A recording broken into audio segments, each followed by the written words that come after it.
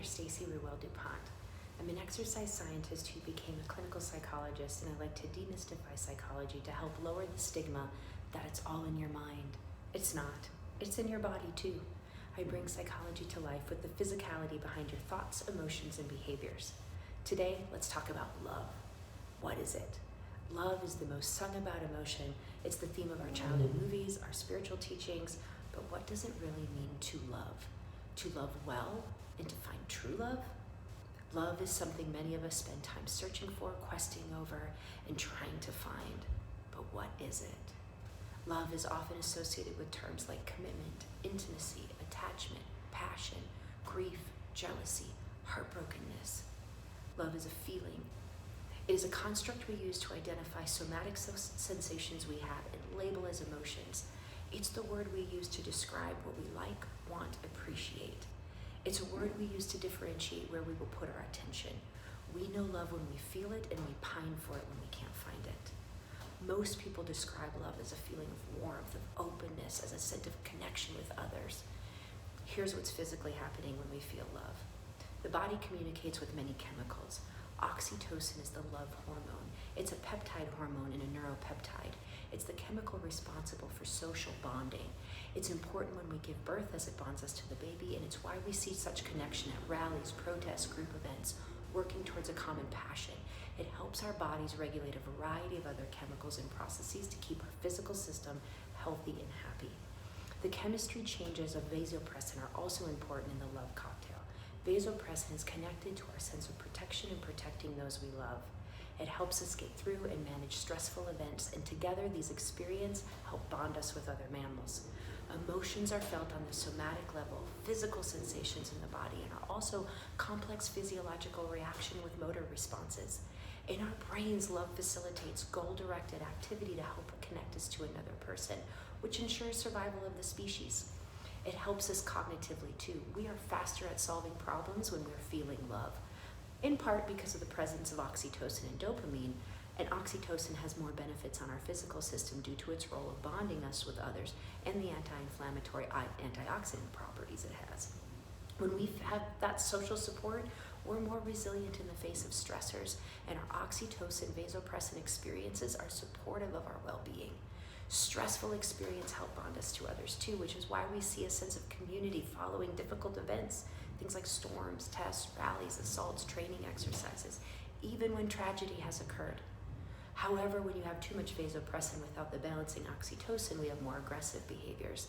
We may be more defensive and have a tendency to overreact to threats. Due to its link with androgens, hormones like testosterone, males appear to have more sensitivity to these effects. And in studies with prairie voles, who form bonds like humans, males tend to form quick bonds with females. However, females look to support for other females following stressful events. Think about this in your own life. When you are stressed, who do you turn to and why? Love is so addicting too, and that's due to the catecholamines that reinforce repeated behaviors. There are chemicals like dopamine and norepinephrine. They are well known for the reward and pleasure neurotransmitters in our system. These are the ones we're often after when we use stimulants like cocaine or perform high-risk activities as adrenaline junkies. As a result of experiencing the pleasurable experience that we feel, the joy of dopamine, we like it, we want more of whatever gave us that feeling. And in substance use, we often look to dopamine as a reason for somebody's difficulties letting go of their drugs. Catecholamines link our experiences with our desire. Dopamine plays a role in our oxytocin and our pair bonding. Think about how much you like sex.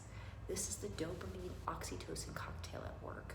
Orgasm dumps a slew of good androgynous chemicals into our system at one time. We feel content and connected.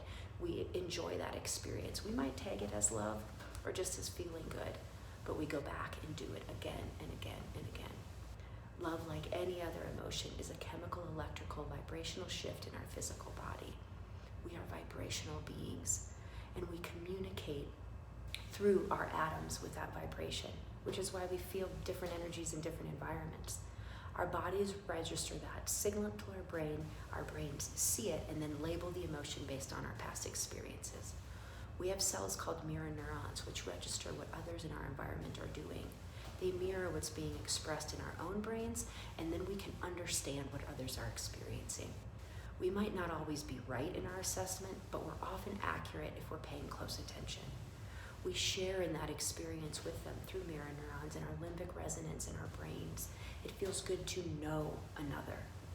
Love comes with an openness to experience that lifts our moods and makes us see things more clearly. Colors become more vibrant, and we find the sparkle in each experience. This is in part due to all those androgynous opiates and dopamine that we experience alongside oxytocin and vasopressin when we feel connected. When we experience love alongside others, we have a sense of being in a bubble with that person. We feel like no one else is in the room with us. These experiences speak to the physical changes happening in our bodies and being matched by another. As noted above, this matching is important to our sense of well-being, our stress management, and our overall health. Our nervous systems and mirror neurons communicate our internal state to other mammals. When we are feeling more content, open, and expansive, others benefit from our emotional experiences. It is why we like to be in contact with other people who are experiencing positive emotional states too, and why we like to gather with those who have a common goal and share our values. Together, love shifts our physical structure and changes the way our body communicates with others in our environment. When we are steeped in love and joy, others know it through mirror neurons and vibrational states. We lift them up by sharing these energies. Our bodies are made to communicate beyond our physical systems. When we connect with others experiencing these similar emotions, we synergistically raise the experience for us all. We are greater than the sum of our two parts by sharing our feelings of love. If you're interested in learning more about how you can share your love, want to understand how you can cultivate these good feelings through simple movements and breathing exercises, or want to look closer at the science behind love, click the link below and check out this month's full article on love at stacyrd.com. If you like this video and want to see more secrets of psychology and how to make working through your own personal story fun, or at least as fun and enjoyable as you can, even when things are hard, give this video a thumbs up, subscribe to my channel. I want to help you work on changing your life one small step at a time. If there's something you'd like to see more of, reach out. I love to create more videos that help people take control of their lives, or at least their perspective of how their life is going. Small changes over time build health from the inside out. Thank you for watching, and make a great day happen today. Be well.